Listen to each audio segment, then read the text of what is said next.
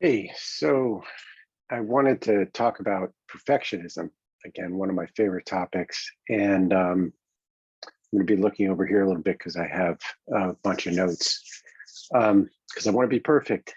um, uh, so perfectionism is a bitch. It can be really paralyzing. It can stop you from trying things, from doing things, from improving. If you're somebody who experiences perfectionism, I'm sure you're no stranger to this. It really can limit the things that you're getting done in the world. So I wanted to break it down, look at the structure of it a bit, and find some little side roads that we can take so that it doesn't stop us, that hopefully it'll turn into something that can propel us forward. So for most people, perfectionism is an experience of considering doing something or setting out to do something and stopping uh, because they feel that they can't hit a particular standard.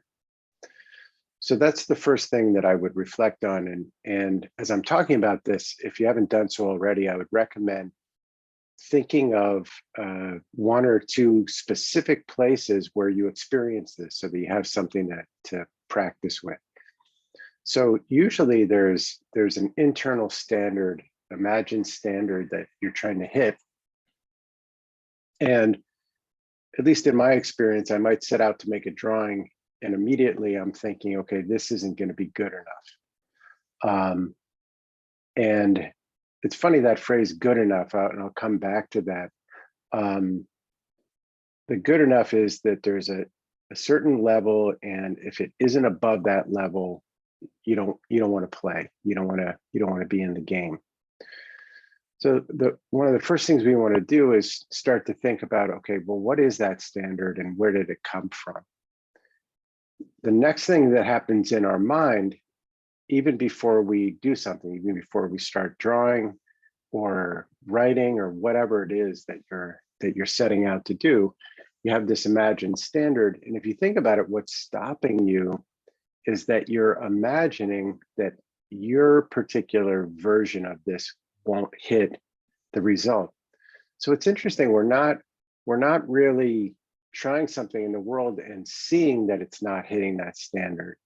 It's just our imagined iteration that we're comparing to this standard, and that imagined iteration isn't hitting the mark, and so we don't try something.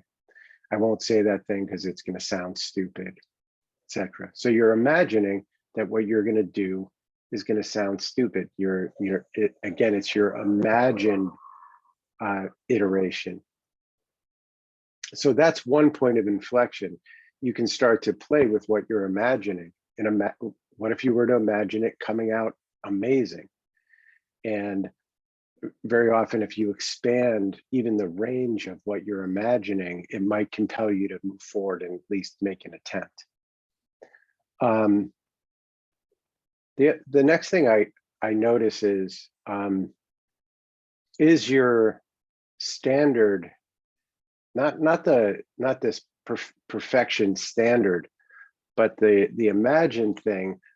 Are you applying that standard to every iteration? Is it just that this first time has to be perfect? My first drawing has to be this good, or are you applying that standard to a series of iterations?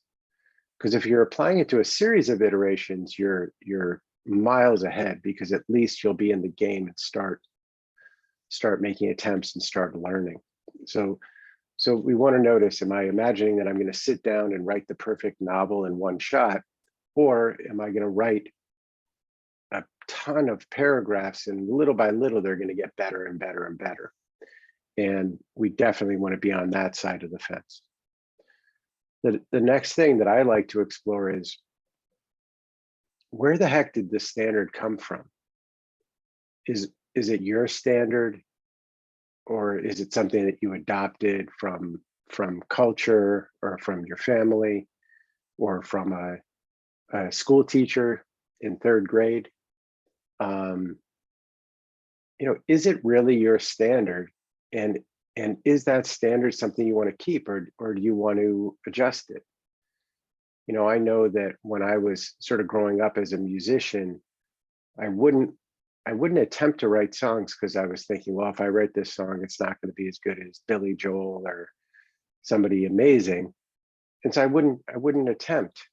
But now I think it'd be pretty cool to just write an okay song. Like what that's great. So I changed the standard to something that I feel good about, and that allows me to jump in. Um, so people could say I've lowered my standards, and that's true, but I also made the standards my own instead of some imagined external standard. um, you know do you want to be living from only an external standard, or perhaps a little bit external, a little bit your own standard? um, the next question I like to ask myself is, this desire to be perfect, what is it really achieving? And when I really asked that question, I realized it's not so much of a desire to be perfect, it's a desire to not be criticized, imagining being criticized if it isn't perfect, imagining being cast out from society for all time. And so when the stakes are that high, of course you want to be perfect. But again, at least in my case, that was a internalized uh, imagining of what happens if you're not perfect, right? Um, the other thing that's interesting is, if you ever really get amazing at something, like if you achieve this perfection in writing a song, writing a book, or an essay, um, it's amazing. Most people get bored the minute they achieve perfection in something.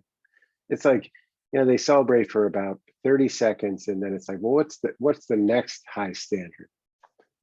So I started realizing in myself, that it was a bit of an empty game to shoot for this perfectionism. It's really, you're not shooting for perfectionism, you're shooting for being safe, or again, not being criticized. And most of the criticism is something that we imagine. It's not, I don't know how many times anybody's come up to me and said, wow, your writing is terrible. um, I mean, you will get feedback, and that's great because you can learn from it. But the stakes are not nearly as high as what we're imagining very often. Next question I like to ask myself is, am I willing to be less than perfect in order to improve? If being at a really high level is that important to me, am I willing to be imperfect in order to achieve that excellence that I really want to achieve? And if you are, then again, it gets you in the game. You can actually start drawing, writing, whatever it is that you're doing. Because the only way to improve is really through doing a lot of work and learning how to make finer and finer distinctions. And that's the next point is, instead of comparing a standard to what you're imagining you'll draw or write, actually draw something so that you can look at it and say, okay, what do I like and what don't I like, and how can I improve it? If you're getting actual feedback from your own work, even if it's just with yourself, then at least you know what you're doing, and you can start to practice to improve. You can start to make adjustments. And one thing I really recommend is make many, many, many small, tiny experiments. Instead of saying, I'm going to sit down and write a book before I evaluate it, take one paragraph and write that a half dozen times, and see what makes it better for you.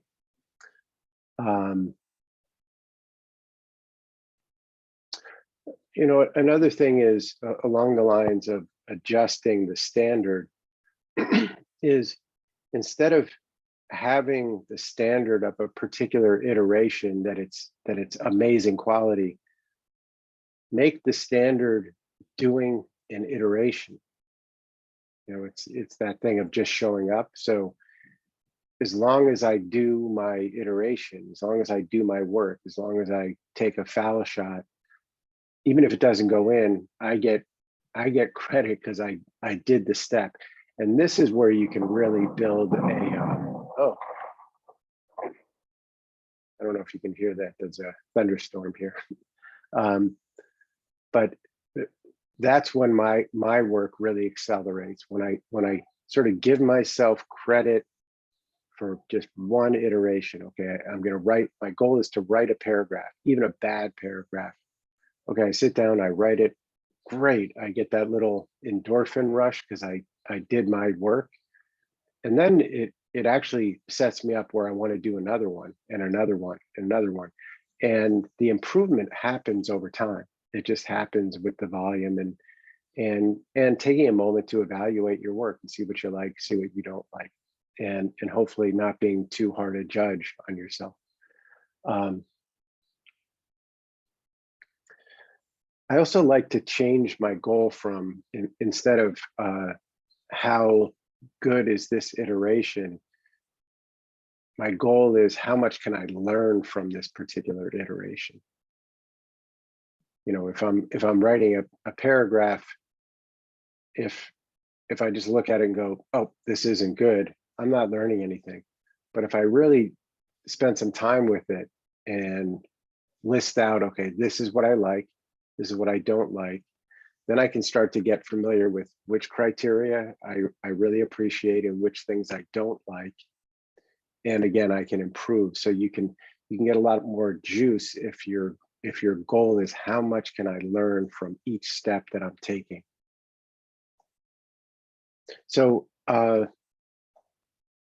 some of the highlights, take a look at your standard, notice where it came from. Is it a standard that you're happy with? Does your standard live up to your standard? And I mentioned this idea of good enough. Years ago, I was always thinking, oh, you know, I want to write something, but it won't be good enough. And I had this really high standard in mind. And I met this woman who had written quite a few books. And so I started modeling her about her writing.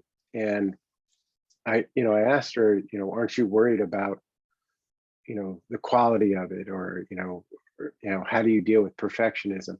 And she said she writes something and she reads it and she asks herself the same question, is it good enough?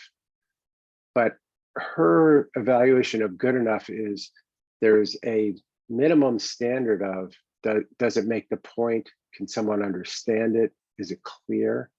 And as long as it exceeds that baseline standard, then it's good enough. Whereas my good enough was, it has to be the best or it's not good enough. So I really love that because it really changed my experience of that idea of good enough. And when I catch myself saying, oh, it's not good enough, I think, well, wait a minute, what's the bottom line? What am I trying to do here at a minimum? And can I get that taken care of? And can I learn along the way and make many, many, many, many, many learning iterations? So go out and experiment with that, play with it. Remember to keep your experiments in the world as opposed to just in your head. And I think you'll find that this will help you bust through a lot of gridlock with perfectionism.